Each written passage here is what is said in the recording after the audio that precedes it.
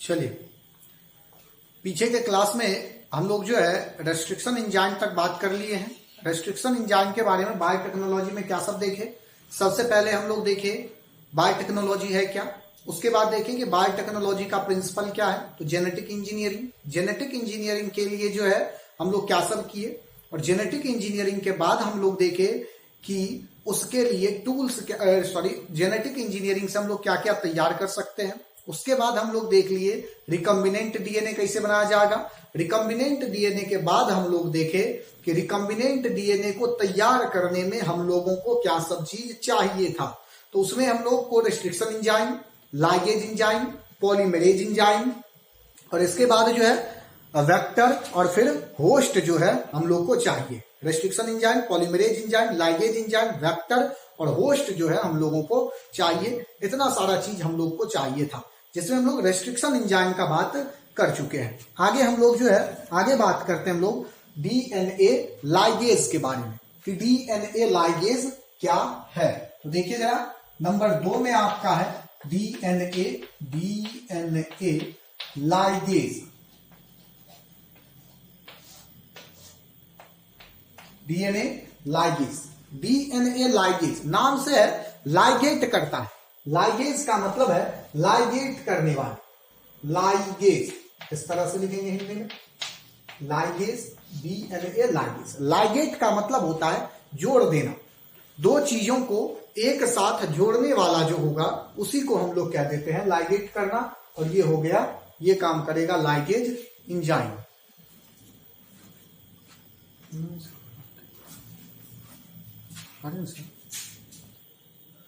Ligase enzyme के बारे में बात करेंगे। क्या कर रहा है, लाइगेट करने का काम कर रहा है, या हम लोग कह सकते हैं इसका मतलब होता है लाइगेशन, जोड़ने वाला। अब देखिए कि जोड़ने वाला एंजाइम को कह देंगे डीएनए लाइगेज। अब कहेंगे हम लोग बात ये कि हम लोग जोड़े किसको। अब हम लोगों का जो बात है, बात यहां ये है कि हम लोग जोड़े किसको। तो जोड़ने के लिए आपको याद होगा रिकम्बिनेंट डीएनए बनाते समय, आरडीएनए, रिकम्बिनेंट डीएनए बनाते समय हम लोगों को एक वेक्टर का जरूरत था, दूसरा फॉरेन जीन था, और दोनों को कट लगा करके हम लोग जोड़ने का काम किए थे। या आप पीछे जाकर के पीछे के लेक्चर में देखेंगे प्लेलिस्ट में, तो आपको मिलेगा कि रिकम्बिनेंट डीएनए हम लोग कैसे तैयार किए हैं। अब इस रिकम्बिनेंट डीएनए को बनाने के लिए जो दो जो डीएनए कट लगाए दोनों डीएनए में, तो उसको जोड़ने का जो काम किया उसको हम लोग कह देंगे क्या, तो डीएनए लाइगेज एंजाइम। ठीक है, चलिए अब देखिए जरा कि यहां पर इसके बाद हम लोग आ जाते हैं डीएनए लाइगेज के बाद। ये जो डीएनए लाइगेज है ये किस तरह से जो है इसके बाद आ जाता है डीएनए पॉलीमरेज। नंबर 3 में आ जाएगा आपका DNA polymerase, DNA polymerase enzyme. ध्यान लेंगे ये उल्टा हो गया सीक्वेंस, पॉलीमरेज वहां लिखा हुआ पहले है और लाइगेज बाद में, कोई दिक्कत नहीं है। अब देखिए जरा डीएनए पॉलीमरेज। अब अगर हम लोग क्या किए कि जोड़ दिए, तो जोड़ने के बाद हम लोगों को जो है पॉलीमराइजेशन का काम होता है। पॉलीमराइजेशन कहने का मतलब ये कि डीएनए का जो आप सीक्वेंस बचपन से पढ़ते आए हैं इस तरह से, अब इस तरह का स्ट्रक्चर हम लोगों को बनाना पड़ता है, क्योंकि जब हम लोग कट लगाते हैं तो इस डीएनए के सीक्वेंस को हम लोग खोल देते हैं, इस तरह से कुछ कर देते हैं इस तरह से। तो अब क्या है कि इस दोनों को जोड़ तो दिए, तो जोड़ने के बाद ये स्ट्रक्चर बनाने के लिए जिस एंजाइम का हम लोग काम करेंगे उसको हम लोग क्या देंगे, क्या, डीएनए पॉलीमरेज। ठीक है, डीएनए पॉलीमरेज। या ऐसा भी हम लोग कह सकते हैं कि डीएनए के टेम्पलेट पर एक डीएनए टेम्पलेट पर दूसरे डीएनए के सिंथेसिस के प्रोसेस में जो एंजाइम काम करेगा उसको हम लोग कहेंगे क्या, डीएनए पॉलीमरेज। इसके बारे में फिर एक बार हम लोग पढ़ेंगे पीसीआर, पॉलीमरेज चेन रिएक्शन में, वहां और ज्यादा आपका जो है डीएनए पॉलीमरेज एंजाइम का फंक्शन आपको और ज्यादा क्लियर होगा। ठीक है, चलिए ये जो आपको याद रखना है, ये डीएनए पॉलीमरेज एंजाइम जो है ये खोजा गया था कॉर्नबर्ग और कोवर्कर्स के थ्रू। कब, तो कहां, तो इस्ट्रेसिया कोलाई में। याद क्या रखना है, तो कॉर्नबर्ग एंड कोवर्कर्स, इसको मिटाते हैं, पॉलीमराइजेशन आपको समझ में आ गया। कोवर्कर्स इन 19 1956। तो 1956 में कॉर्नबर्ग और कोवर्कर्स के द्वारा जो है ये 1956 में ढूंढा गया था। कहां ढूंढा गया था? तो इन इस्चरेसिया कोलाई, इकोलाई में जो है ये सबसे पहला ढूंढा गया था। चलिए, अगर यहां तक कोई दिक्कत नहीं है तो बढ़ते हैं आगे। अलग अलग तरह का ये भी है, डीएनए पॉलीमरेज 2, डीएनए पॉलीमरेज 3, लेकिन हम लोग सबसे ज्यादा जो यूज करते हैं वो हो जाता है डीएनए पॉलीमरेज 2, ठीक है ना। डीएनए पॉलीमरेज 2 हम लोग जो है सबसे पहले यूज करते हैं। तो ये हो गया हम लोगों का डीएनए पॉलीमरेज। चलिए, डीएनए पॉलीमरेज आप यानी कि डीएनए को क्या किए हैं? जोड़ दिए हैं। तो अब हम लोगों को जो है चाहिए कैसा डीएनए, क्योंकि अब हम लोगों के पास 3 एंजाइम आ गया। पहले रेस्ट्रिक्शन एंजाइम से कट लगा लिए, डीएनए लाइगेज से जोड़ लिए, और डीएनए पॉलीमरेज के हेल्प से क्या किया हम लोग? उसका पॉलीमराइजेशन कर दिए।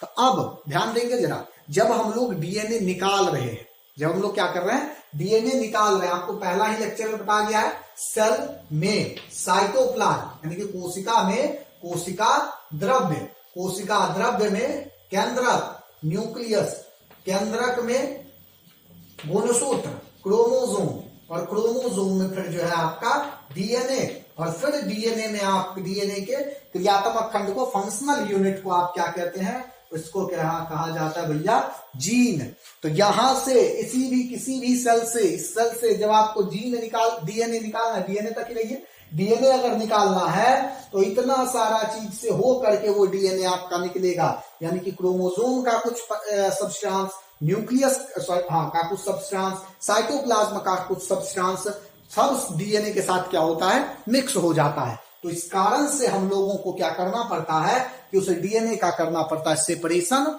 और आइसोलेशन, क्योंकि जब हम लोग उसको कहीं भेजेंगे तो प्योर फॉर्म में होना चाहिए, नहीं तो वो जा करके आगे कहीं और भेजे कहीं कुछ और चीज और बना रहा है कुछ और चीज। तो इस चीज को खत्म करने के लिए हम लोग उसका क्या करते हैं? कर देते हैं सेपरेशन एंड आइसोलेशन। क्या करेंगे? तो सेपरेशन एंड आइसोलेशन, ध्यान देंगे, separation and isolation of DNA fragment.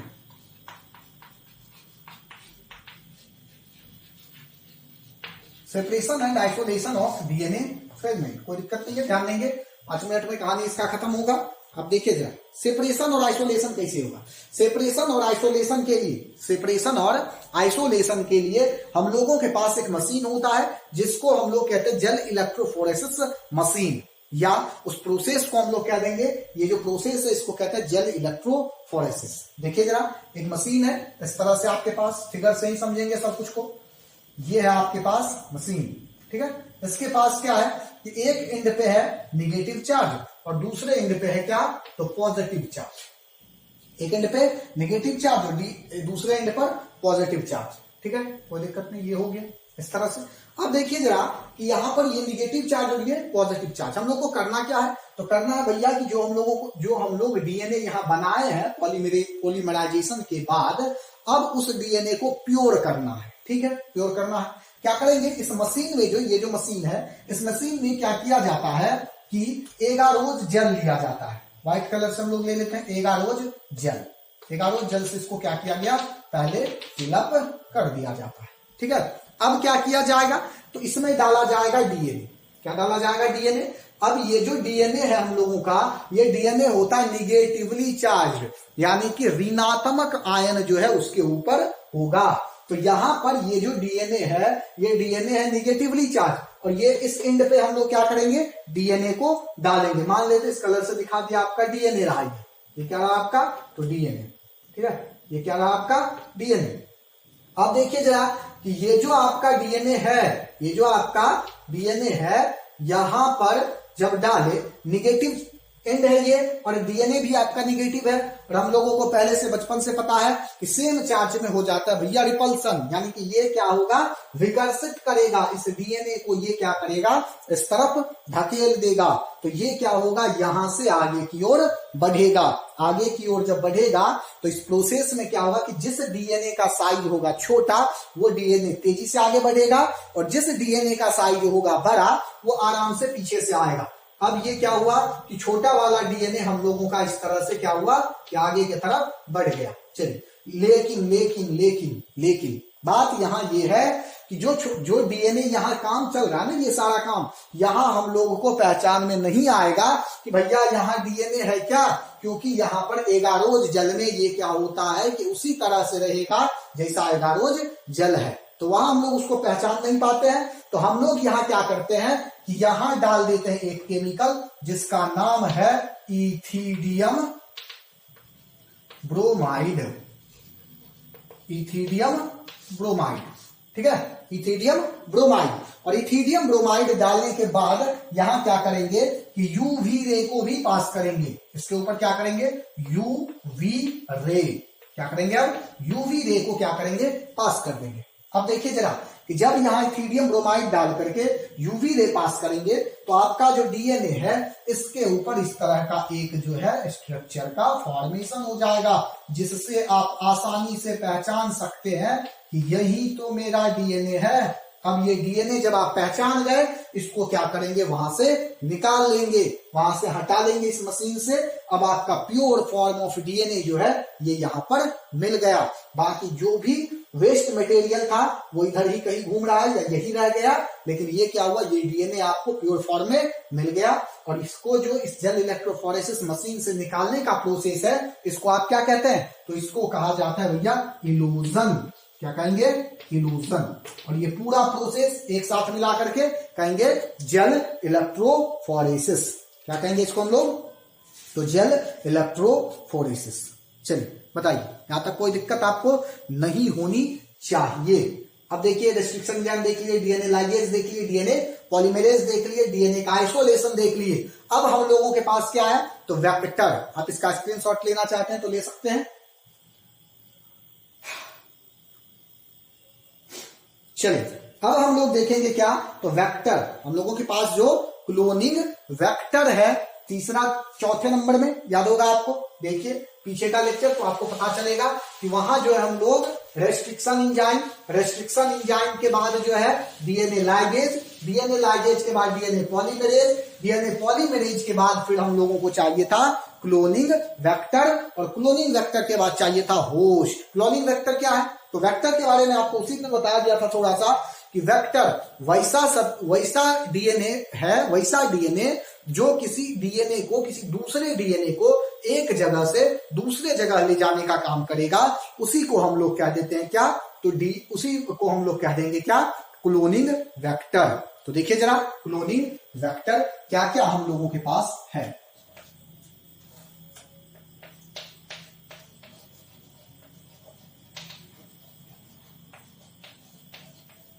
Cloning vector, एक तो वेक्टर भैया हम लोगों के पास पहले से है प्लाज्मिड। आपको पीछे भी बताया गया है, प्लाज्मिड जो है आपके पास क्या है, पहले से है। और वो जो है क्या प्लाज्मिड, आपको याद रखना है, बोर्ड वाला कई बार पूछा है। Extra chromosomal DNA of bacteria is called plasmid. Plasmid क्या है,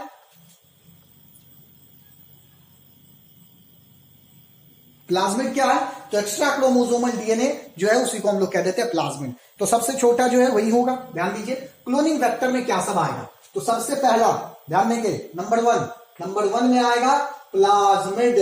प्लाज्मिड के बारे में आपको बता दिया गया है, extra chromosomal DNA of bacteria is called plasmid. किसी भी बैक्टीरिया का, जैसे मान लेते हैं क्या, ये अगर आपका बैक्टीरिया रहा, ठीक, और इस बैक्टीरिया में क्या है कि आपका ये जो था एक डीएनए, और यहाँ पर अपना इसका एक जो है एक नॉर्मल वाला न्यूक्लियोसोम और एक्स्ट्रा क्रोमोसोम, क्या बताए थे, इसको काटिए, निकालिए, हटाइए, जोड़िए, फिर डालिए, कोई दिक्कत नहीं। बैक्टीरिया एकदम जो है क्या है, बैक्टीरिया एकदम निश्चिंत है कि भैया हमको कोई दिक्कत नहीं है। तो यही extra chromosomal DNA of bacteria is called plasmid. क्या कह दिए, प्लाज्मिड। चलिए बढ़िया, आगे जरा प्लाज्मिड, इसका काम क्या होगा, तो छोटा छोटा डीएनए फ्रेगमेंट को जब एक जगह से दूसरे जगह ले जाना है, छोटे डीएनए फ्रेगमेंट को याद रखना, छोटे डीएनए फ्रेगमेंट को जब एक जगह से दूसरी जगह ले जाना है तो उसी को हम लोग क्या कहते हैं, वो क्या काम करेगा, ये काम कौन करता है, तो प्लाज्मिड। चलिए नंबर 2, दूसरे नंबर में आता है क्या, तो बैक्टीरियोफाज। ठीक, क्या था बैक्टीरियोफाज। बैक्टीरियोफाज के बारे में जानिए। बैक्टीरियोफाज क्या है, तो ये वायरस है, एक तरह का ये जो है, ये क्या एक तरह का वायरस है जो क्या करता है कि किसी भी बैक्टीरिया को, ये वायरस है, हम लोग यहां लिखते हैं bacteria eater, bacteria eater, bacteria eater, यानी कि बैक्टीरिया को खाने वाला जो वायरस होगा उसी को हम लोग क्या कह देंगे, बैक्टीरिया ईटर जो वायरस होता है उसी को आप कहते हैं क्या, उसी को कहते हैं आप बैक्टीरियोफाज। क्या कहेंगे उसको आप, तो बैक्टीरियोफाज। ठीक है, चलिए बैक्टीरियोफाज के बाद जो है आ जाता है क्या, एक बात और याद रखना है तो रख लीजिए, बैक्टीरियोफाज जो है ये बना हुआ होता है प्रोटीन और न्यूक्लिक एसिड का। किस किस चीज का, प्रोटीन और न्यूक्लिक एसिड का। न्यूक्लिक एसिड से नीचे जैसे अगर मान लीजिए, तो इसका भी स्ट्रक्चर देख ही लीजिए, ये भी थोड़ा ठीक ही रहेगा।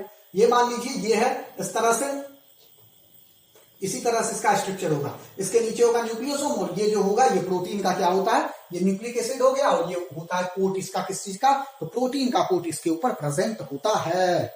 चलिए ये हो गया। इसके बाद आ जाता है नंबर 3 में कॉस्मिड।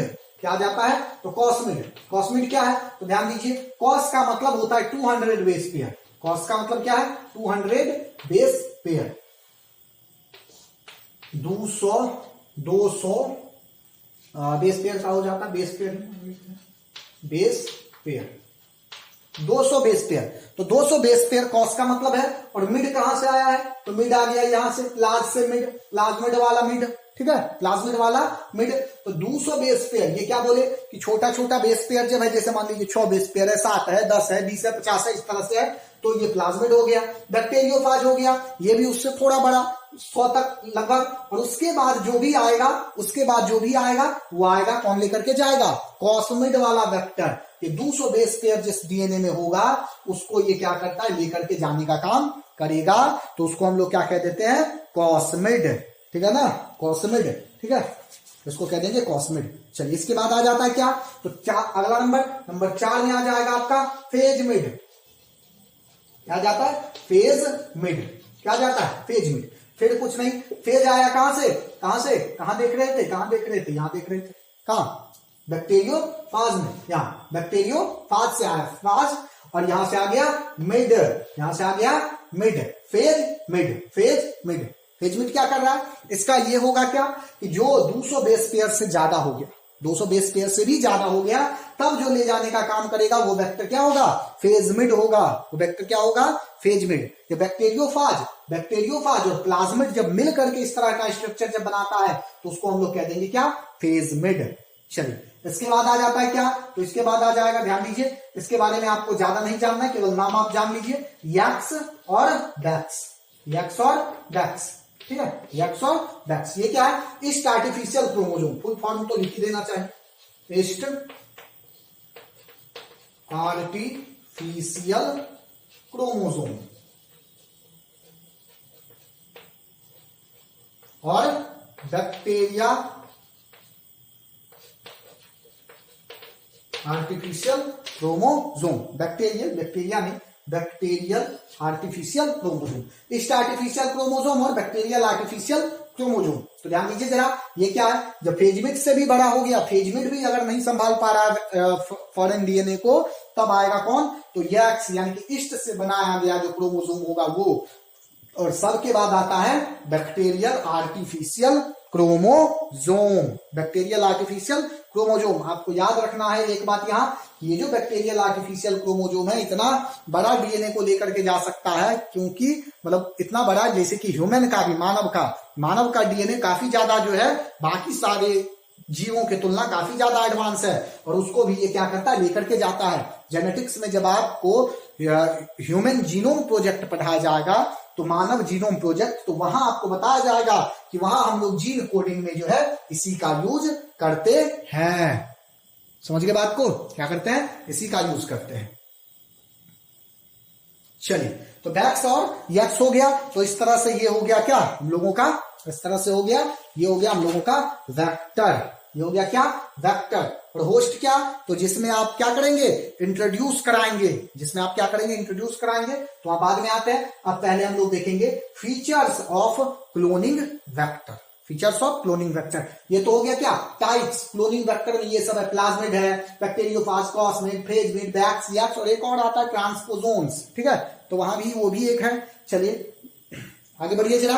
तो ये हो गया। अब हम लोग क्या देखेंगे, तो देखेंगे फीचर्स ऑफ क्लोनिंग वेक्टर, मतलब किसको हम लोग वेक्टर के फॉर्म में यूज करेंगे। जैसे आप मान लीजिए कि ह्यूमन है, तो आप में ह्यूमन का कैरेक्टर है ना कुछ, कि कौन सा कैरेक्टर ह्यूमन का, कैसे पता चलेगा कि आप ह्यूमन है, तो ह्यूमन है तो उसका अपना कुछ कैरेक्टर है। तो क्लोनिंग वेक्टर का क्या कैरेक्टर होगा, इसमें क्या कैरेक्टर होगा इस ऑर्गेनिज्म में, कि हम लोग उसको यूज करेंगे एज अ क्लोनिंग वेक्टर। ठीक है, तो देखिए जरा features of cloning vector. Cloning vector की विशेषता,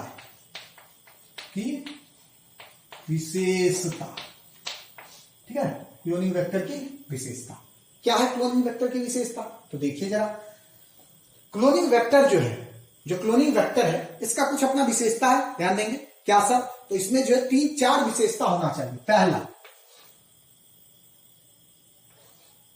ऑरिजिन ऑफ रेप्लिकेशन,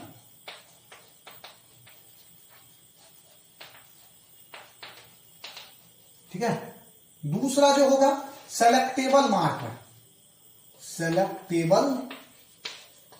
मार्कर, ठीक है। तीसरा जो होगा ये हो जाएगा, सेलेक्टेबल मार्कर के बाद हो जाता है क्लोनिंग साइट, ठीक है। और इसके बाद जो है चौथा वो इसका ये होता है, ये क्या कहता है, vector for cloning gene, vector for cloning gene in plant and animal, plant और एनिमल में ऑरिजिन ऑफ रेप्लिकेशन होना चाहिए। ऑरिजिन ऑफ रेप्लिकेशन ORI होता है, सेलेक्टेबल मार्कर, क्लोनिंग साइट और vector for cloning gene in plant and animal. सबका हिंदी आपको seat में मिलेगा, डिस्क्रिप्शन बॉक्स में सीट है, वहां से डाउनलोड कर लीजिए, PDF बनाया हुआ, कोई दिक्कत नहीं है, सबका जो है हिंदी आपको मिल जाएगा वहां। चलिए बढ़िया, आगे जरा। ऑरिजिन ऑफ रेप्लिकेशन क्या है, सेलेक्टेबल मार्कर क्या है, क्लोनिंग साइट क्या है, vector for cloning gene in plant and animal क्या है। चलिए बढ़ते आगे। ऑरिजिन ऑफ रेप्लिकेशन, तो आप देखिए जरा कि जब आप रिकॉम्बिनेंट DNA बना रहे थे, तो उसी समय में चाहिए था आपको वेक्टर, अब क्या होगा कि वेक्टर को कट लगाएंगे तो किसी एक जगह से कटना शुरू होगा। तो अगर जैसे मान लेते हैं कि ये रहा आपका वेक्टर वाला DNA, ये क्या रहा, वेक्टर वाला DNA। अब जब इसमें क्या करें, जब डाले इस तरह से, ये DNA हो गया आपका एक। अब क्या इसमें जब डाले रेस्ट्रिक्शन एंजाइम, तो ये क्या होगा कि यहां से अगर मान लेते हैं हो गया, यहां से ये क्या हुआ, इस तरह से हो गया, कटना शुरू हो गया। तो ये जो हो जाएगा, ये क्या हो जाएगा, तो ये हो जाएगा ऑरिजिन ऑफ रेप्लिकेशन। ये क्या हो जाएगा, ऑरिजिन ऑफ रेप्लिकेशन। कोई दिक्कत नहीं है, वेक्टर का वैसा स्थान, किसी भी वेक्टर में सबसे पहला कैरेक्टर ऑरिजिन ऑफ रेप्लिकेशन होना चाहिए। अगर वेक्टर कटेगा ही नहीं तो जोड़ेंगे कैसे, फॉरेन वाला, याद है ना, रिकॉम्बिनेंट DNA, ये कट लगाए और क्या किए, एक बना इस तरह से और एक बना इस तरह से, तो दोनों को जब यहां पर जोड़ेंगे भैया, तो यहां पर ये कटेगा तब तो इसको ला करके जोड़ेंगे, बिना काटे हुए तो जोड़ ही नहीं सकते हैं। तो यही यहां से बात है। अब देखिए जरा, यहां से ये कट जाएगा, तो इमेजिन कीजिए इसको हटा दिए और इसको हटा दिए, बस यहां से ला करके हटा ही देते हैं, तो सबसे ज्यादा बेहतर। अब क्या किए, यहाँ ये दूसरा वाला DNA फॉरेन वाला ला करके क्या किए, जोड़ दी। अब देखिए जरा, हो गया, जाएगा, ऑरिजिन ऑफ रेप्लिकेशन हो गई। सेलेक्टेबल मार्कर, तो देखिए जरा, सेलेक्टेबल मार्कर ऐसा मार्कर कि जिस DNA को, यहां पर जो हम लोग रिकॉम्बिनेंट DNA, पीछे देखिए, पीछे के लेक्चर में रिकॉम्बिनेंट DNA वाला लेक्चर समझिए, वही से आपका सारा कुछ क्लियर होगा, उसको पहले समझिए तब ये सारा बात समझ में आएगा। तो यहां देखिए जरा कि ये जो सेलेक्टेबल मार्कर है, ये एक DNA हमारे पास बना। अब इस DNA को हम लोग क्या करते हैं, यहां जैसे देखेंगे, ये रहा आपका इस तरह से, इसको जरा दूसरे कलर से बना लेते हैं, इसको कट लगाए, दोनों को कट लगाएंगे, तो एक हम लोग ऐसा मिला था और दूसरा जो हमको जो है इस तरह का मिला था। अब इस दोनों को क्या किए, तो जोड़ दिए, तो जोड़े तो कैसा मिला,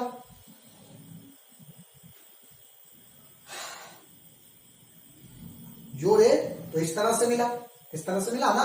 तो अब इसको क्या करते थे, एक ही ना हम लोगों के पास एक रिकम्बिनेंट डीएनए है, तो क्या हमारा काम एक रिकम्बिनेंट डीएनए से होगा? हमारा काम एक रिकम्बिनेंट डीएनए से नहीं होगा, हमको चाहिए करोड़ों अरबों। तो क्या करते हैं, इसको हम लोग इंट्रोड्यूस करा देते हैं। कहा? तो जैसे प्लाज्मिड जहां से निकाले थे वही क्या करेंगे, इसको यहाँ पर इंट्रोड्यूस करा दिए। अब ये क्या होगा कि यहां से बना 2, 4, 8, 16, 32, इस तरह से बढ़ते जाएगा। अब क्या होगा कि जब बढ़ते गया, चलिए बढ़ गया, नंबर 1 करोड़ मिल गया हमको, 1 करोड़ का जरूरत था और 1 करोड़ क्या हुआ हम लोगों को मिल गया। तो देखिए जरा, ये रहा आपका रिकम्बिनेंट। अब देखिए कि जरूरी तो नहीं ना है, जब ये मल्टीप्लाई किया 1 से 2 बना, 2 से 4 बना, 4 से 8 बना, 8 से 16, 32, 64 इस तरह से बना, तो सब में ये चला जाए। कौन? ये वाला रिकम्बिनेंट डीएनए। जरूरी तो नहीं है, कहीं जा भी सकता है, कहीं नहीं भी जा सकता है। तो जहां गया उसको कहेंगे ट्रांसफॉर्मेंट, जहां नहीं गया उसको कहेंगे नॉन ट्रांसफॉर्मेंट। तो जहां गया वो तो हमारे काम का है, यानी कि ट्रांसफॉर्मेंट जो है वो हमारे काम का है, और जो जहां नहीं गया यानी कि नॉन ट्रांसफॉर्मेंट वो हमारे काम का नहीं है। तो जो काम का नहीं है उसको हटाना है ना, तो उसको हटाने के लिए आप जिस चीज का यूज करेंगे उसको कहेंगे सेलेक्टेबल मार्कर। यानी कि सेलेक्टेबल मार्कर क्या हुआ, ऐसा सब्सटेंस जो क्या करेगा कि हम लोगों को ट्रांसफॉर्मेंट और नॉन ट्रांसफॉर्मेंट यानी कि जिसमें बदलाव आया और जिसमें बदलाव नहीं आया, उस दोनों को अलग करने में मदद करेगा। जिसमें बदलाव आया वो हमारे काम का है और जिसमें बदलाव नहीं आया वो हमारे काम का बिल्कुल भी नहीं है। बात समझ गए? तो ये सेलेक्टेबल मार्कर। इसके बाद आ जाता है क्या, क्लोनिंग साइट। ध्यान दीजिए, जैसे यहां कट लगाए, ओरिजिन ऑफ एप्लीकेशन में यहां कट लगा दिए, तो यहां पर कट लगाए तो ये जोड़ने वाला जगह है, तो जोड़ने वाला जगह रहेगा तब ना जोड़ेंगे। हर क्लोनिंग वेक्टर में एक तो सबसे पहला ओरिजिन ऑफ एप्लीकेशन होना चाहिए, दूसरा सेलेक्टेबल मार्कर। तो सेलेक्टेबल मार्कर को तो समझ गए ना कि जो हमको क्या किया, अलग जिसमें बदलाव आया उसको पहचानने में मदद कर दिया, तो हम लोग को फायदा हो गया। तो सेलेक्टेबल मार्कर के लिए हम लोग जो है ना अलग अलग चीज यूज करते हैं, जैसे मान लीजिए एम्फीसिलीन, टेट्रासाइक्लिन, क्लोरेन फेनिकॉल, ठीक है, ये सब याद रखना है आपको।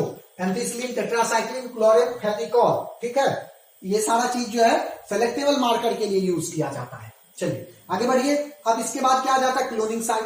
तो क्लोनिंग साइट क्या करेगा, तो यहां जब कट लगाए तो कट लगाने के बाद एक जोड़ने वाला तो जगह होना चाहिए ना। फॉरेन को काटे, फॉरेन को यहां से ये वाला है आपका क्या, तो फॉरेन वाला, फॉरेन को काटे, तो काट तो लिए, अब जोड़ने वाला जगह होगा तब न जोड़ेंगे। तो जोड़ने वाला की साइट होगा उसको हम लोग क्या कहेंगे, क्लोनिंग साइट। या फॉरेन डीएनए को वेक्टर डीएनए के जिस स्पेस पे, जिस स्थान पर जोड़ा जाएगा उसी को हम लोग कह देते क्या, क्लोनिंग साइट। अब इसके बाद आ जाता है vector for cloning gene in plant and animal. देखिए माइक्रो ऑर्गेनिज्म में तो बहुत बढ़िया है कि यहाँ देखिए रिकम्बिनेंट डीएनए बना है और यहाँ डाले, आराम से चला गया, कोई दिक्कत नहीं, निश्चिंत है। लेकिन प्लांट और एनिमल में ऐसा कंडीशन नहीं होता है, प्लांट और एनिमल में ऐसा कंडीशन नहीं होगा। इसके लिए आपको क्या करना पड़ता है, इसके लिए हम लोग को थोड़ा सा समझना पड़ेगा। दूसरा तरीका है, प्लांट और एनिमल इस चीज को क्या करेगा, एक्सेप्ट नहीं करेगा, रिजेक्ट कर देता है। तो ध्यान दीजिए, cloning in plant, cloning in plant. तो देखिए जरा, प्लांट में क्लोनिंग जो है कैसे किया जाएगा, ध्यान से समझेंगे इसको, ध्यान से समझेंगे। क्लोनिंग इन प्लांट जो है ये क्या है, क्लोनिंग इन प्लांट क्या है, कैसे करेंगे। ध्यान दीजिए, जब देखा कि इस रिकम्बिनेंट डीएनए को प्लांट जो एक्सेप्ट नहीं कर रहा, तो जो रिसर्चर है वो लगातार जो खोज करते रहा, खोज करते करते देखा कि एक बैक्टीरिया है जिसका नाम है एग्रोबैक्टीरियम ट्यूमीफेसियंस। नाम याद रहना चाहिए आपको, क्या है, एग्रोबैक्टीरियम ट्यूमीफेसियंस। ये रहा और ये हो गया एग्रोबैक्टीरियम ट्यूमीफेसियंस। ये क्या है, ट्यूमीफेसियंस, ठीक है, एग्रोबैक्टीरियम ट्यूमीफेसियंस। ये एग्रोबैक्टीरियम ट्यूमीफेसियंस देखा गया क्या कि ये प्लांट में बड़ा आसानी से जा सकता है। ये क्या रहा, ये रहा आपका एक प्लांट, ठीक है, ये क्या रहा आपका एक प्लांट रहा, कोई दिक्कत नहीं। ये प्लांट रहा, देखा गया कि ये प्लांट में आसानी से जा सकता, आ सकता, निकल सकता, कोई दिक्कत नहीं, प्लांट में जाएगा और निश्चिंत से आएगा, कोई दिक्कत नहीं। एक इसका खासियत ये क्या देखा गया, इसका जो ये प्लाज्मिड है, एक्स्ट्रा क्रोमोसोमल डीएनए जिसको कह रहे हैं, ये जो प्लाज्मिड है यहाँ, ये क्या करता है कि जब ये टीआई प्लाज्मिड, इसको देखिए ध्यान दीजिए, बता रहे हैं, ध्यान दीजिए जरा, कि ये जो इसका प्लाज्मिड है, ये जब यहां आता है, यहां पर इस प्लांट में आता है, तो यहां ये क्या करता है कि ट्यूमर का फॉर्मेशन कर देता है। ट्यूमर क्या है, तो सेल का जो डिवीजन है, अनवांटेड डिवीजन, लगातार जो डिवीजन सेल में चलते रहता है, उसी को हम लोग कह देते हैं ट्यूमर।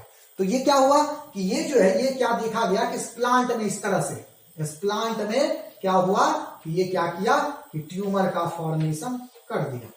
देखिए जरा, समझेंगे, ये क्या हुआ, ये प्लांट हो गया, अजीब प्लांट बन गया। चलिए, ये प्लांट हो गया, मान लेते हैं ये प्लांट है, कोई दिक्कत नहीं है। कौन सा हमको इसका शादी करवाना है, किसी भी तरह से प्लांट बनाना है। चलिए, तो ध्यान दीजिए, ये हो गया क्या, प्लांट, तो ये हो गया। अब देखिए कि ये देखा कि ये प्लांट में जब आया, तो ये जो प्लाज्मिड है, ये यहाँ क्या करता है, ट्यूमर इंड्यूस कर देता है। इसीलिए हम लोग इसका नाम क्या दिए, टीआई प्लाज्मिड। इसलिए क्या नाम दिए, तो टीआई प्लाज्मिड।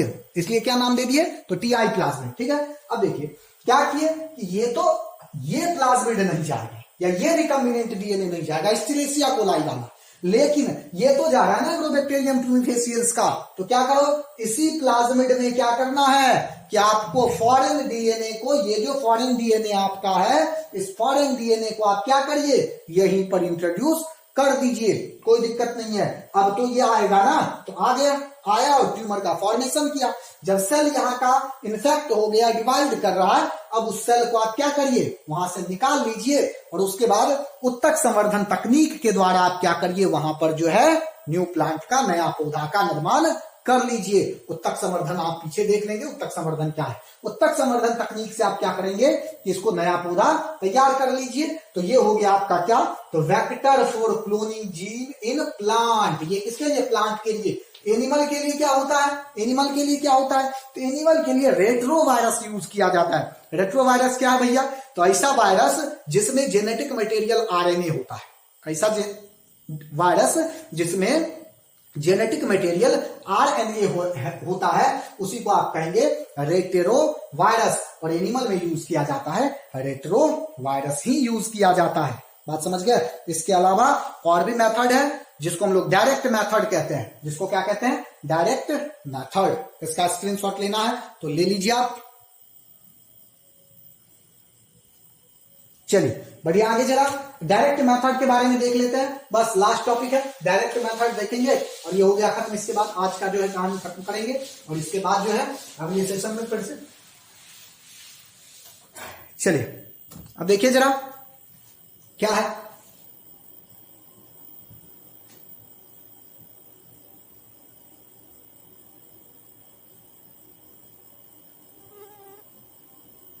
चलिए देखिए जरा क्या है, कौन क्या है, क्या पढ़ रहे थे, तो डायरेक्ट मेथड। ये तो हो गया क्लोनिंग वेक्टर में हम लोग कैसे इंट्रोड्यूस करेंगे।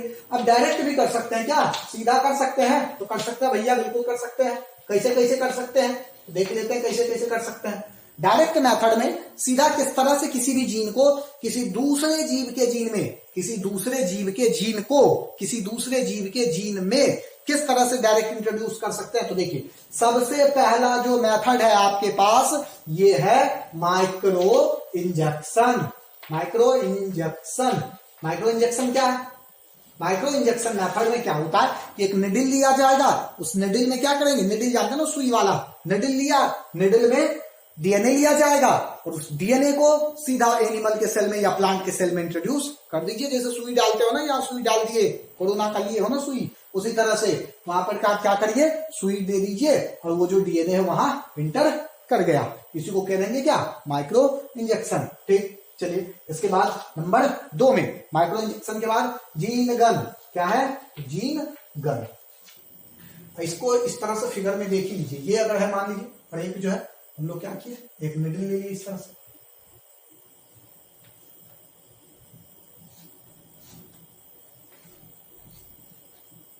ये रहा आपका निडिल, और इसमें क्या किया गया, हम लोग लिख देते हैं ये डीएनए ले लिए और इसमें डाल दीजिए, चला गया इस सेल के न्यूक्लियस में, कहानी खत्म।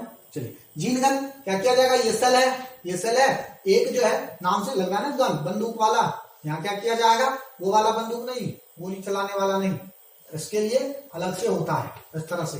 मान लीजिए अब क्या किया जाएगा, ये वाला जो है, चलिए ये वाला क्या किया गया, यहां पर ले लिया गया डीएनए, क्या लिया गया डीएनए, और उसके बाद इसको फायर किया जाएगा तो ये सीधा यहां पहुंचेगा, सीधा डीएनए नहीं लिया जाता है, यहाँ पे जो है डीएनए को मान लेते हैं, डीएनए को इस कलर से हम लोग डाल देते हैं, ये वाला कलर डीएनए का है, इसके अलावा इसका जो है एक गोली होता है, तो मान लेते हैं बुलेट को ले लेते हैं, बुलेट को ले लेते हैं इस कलर से, तो यहाँ क्या हुआ, ये वाला रहा, ठीक है, और इसके ऊपर क्या किया जाएगा, तो डीएनए को कोट कर दिया जाएगा, डीएनए को कोट कर दिया। अब यहाँ से जब गोली चली तो इस सेल पे आया, लगा, और यहाँ पर ये जो है आ गया, यहाँ डीएनए था नीचे में, डीएनए नीचे में है, अब ये सॉरी डीएनए ऊपर में है, अब ये डीएनए इसके साथ चिपक गया, तो ये हो गया आपका क्या, जीन गन या बायोलिस्टिक मेथड। इसको क्या कर देंगे, जीन गन या बायोलिस्टिक मेथड। अगर बताइए यहाँ तक अगर कोई दिक्कत है तो बताइए, नहीं होनी चाहिए, अगर फिर भी कोई दिक्कत है तो आप कमेंट में लिखिए, वहां पर आपको जवाब मिलेगा कि क्या वहां मतलब किस तरह का प्रॉब्लम है। लेकिन साथ के साथ एक बात आपको और ध्यान रखना है, इसको जो शेयर सब्सक्राइब भी करते रहिए, ताकि जो है आपको ये सारा चीज मिलते रहे। ये पूरा 12th का सिलेबस आपको बताया जाएगा, एकदम आप निश्चिंत रहिए, आराम से जो इसको केवल पढ़ते चलिए साथ के साथ, क्योंकि अगर एक बार पीछे होते हैं तो फिर उसको पकड़ना जो है थोड़ा मुश्किल है। पर डे आपको पर डे लेक्चर मिलेगा, मात्र 20 से 30 मिनट का लेक्चर होता है, आप उसको आसानी से देख सकते हैं कहीं पर भी बैठ करके। चलिए पीडीएफ भी आपको डिस्क्रिप्शन बॉक्स में मिलता है, वहां से पीडीएफ भी डाउनलोड कर लेंगे, और जब इसको पढ़ते हैं तो साथ के साथ पीडीएफ को भी पढ़ते चलिए।